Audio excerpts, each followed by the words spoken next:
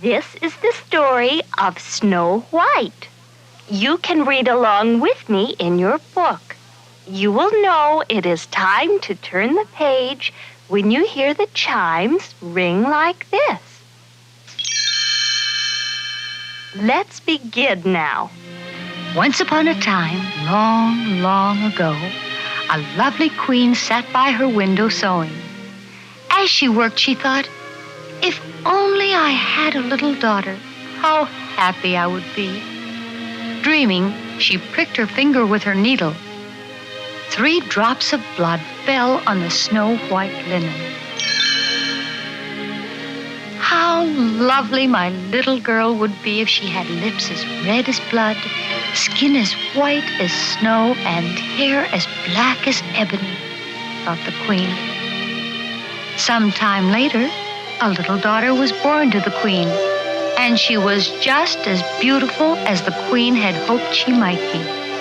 The happy mother decided to call her baby Snow White. But the queen was very ill, and when Snow White was still a little girl, her mother died. Snow White's father, the king, was broken-hearted. For many years he was sad and lonely. But at last, the lonely king married again, and there was great rejoicing in the land.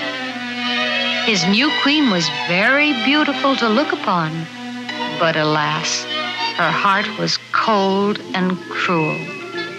The queen was vain, too. She would spend hours dressing herself in fine clothes and brushing her black hair. Then she would stand by the mirror and admire herself. She was so vain that she wanted to be the most beautiful woman in the kingdom. Now the queen's most prized possession was a magic mirror. Every day she asked it, "Mirror, mirror on the wall, who is the fairest of us all?" If the mirror replied that she was the fairest in the land, the queen was happy and all was well. But sometimes another lady was named. Then the queen would fly into such a terrible rage that the people around her trembled with fear, and the wicked queen would order the poor lady to be killed. Meanwhile, Snow White was growing up to be more and more beautiful. And as well as being pretty, she was so sweet-natured that everyone loved her. Everyone but the queen. The queen looked at Snow White jealously. At last she could stand the sight of the lovely princess no longer. She banished Snow White to the servants' quarters.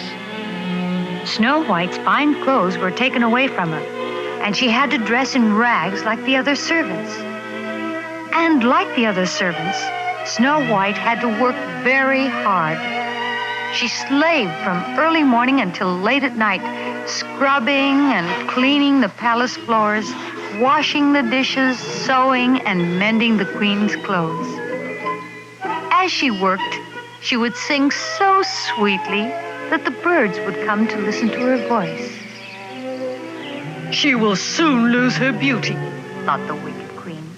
For who can call her lovely in her old rags and with her hands roughened by work? Nevertheless, the queen went to her mirror and day after day asked the same question. Mirror, mirror on the wall, who is the fairest of us all? The wicked, vain queen was still afraid that one day Snow White would grow up to be more beautiful than anyone else in the land. While she worked, Snow White dreamed beautiful daydreams about a handsome prince. Someday, she knew, he would come and carry her off to his castle in the clouds. It seemed to the jealous queen, as she watched Snow White, that the princess grew in loveliness as each day passed. And indeed, though Snow White wore ragged clothes, her beauty was plain to see. At last came the day the queen had been dreading. Mirror, mirror on the wall, who is the fairest of us all?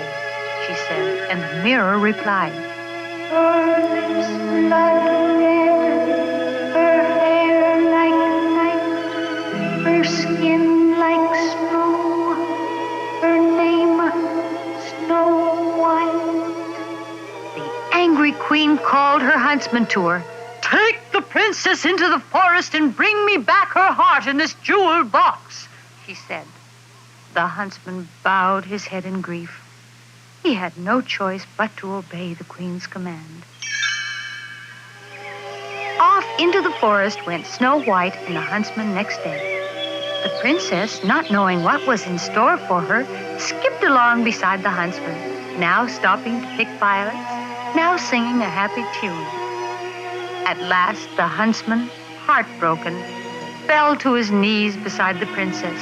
"I cannot kill you, princess," he said, "even though it is the queen's command.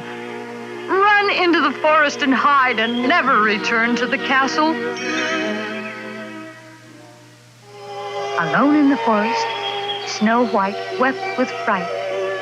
But she was not really alone, she found. All the little woodland animals were her friends, and chirping and chattering happily, they led her to a new home. It was a sweet little, tiny little house in the woods the animals showed Snow White. But no one was home. And when she looked in the window, my, what an untidy sight met her eyes. The sink was piled with unwashed dishes, and everything was thickly blanketed with dust. Maybe the children who live here need someone to keep house for them, said Snow White. Let's clean their house. So in they went, and with the help of her new forest friends, Snow White soon had that little house spick and span. Then she went upstairs and fell asleep across the 7 little beds. As she slept, home from work came the 7 little men who lived in that house in the woods. Hi-ho, it's home from work we go, sang the 7 little men, the 7 dwarfs.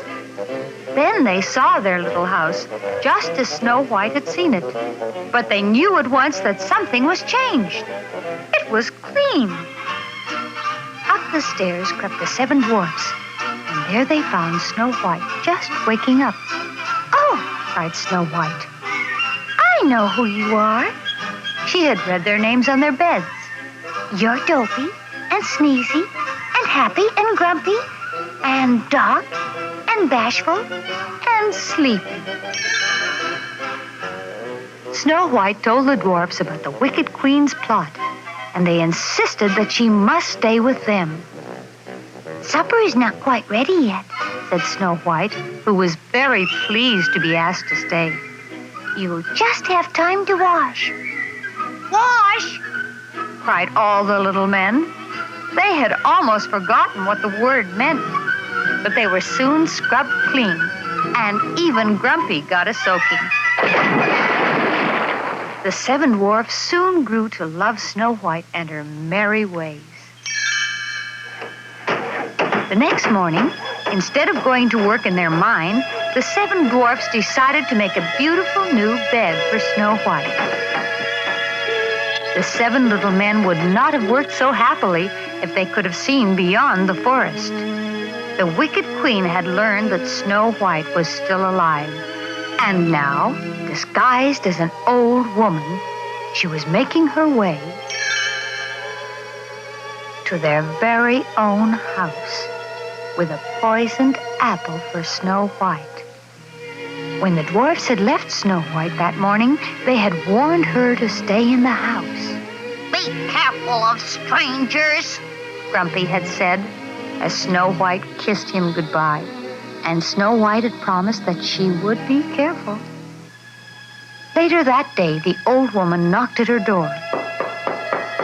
Alas, Snow White could not resist the magic apple. She took one bite and sank lifeless to the floor. Hurrying away, the wicked queen fell into a deep chasm and was never seen again. But that did not bring Snow White back to life. The sorrowing dwarfs laid her on a bed of gold and crystal, and kept watch over her night and day. One day, a handsome prince came to the forest and saw Snow White. Charmed with her beauty, he kissed her. At last, Snow White awoke. The 7 dwarfs danced with joy, and the prince carried her off to his castle in the clouds.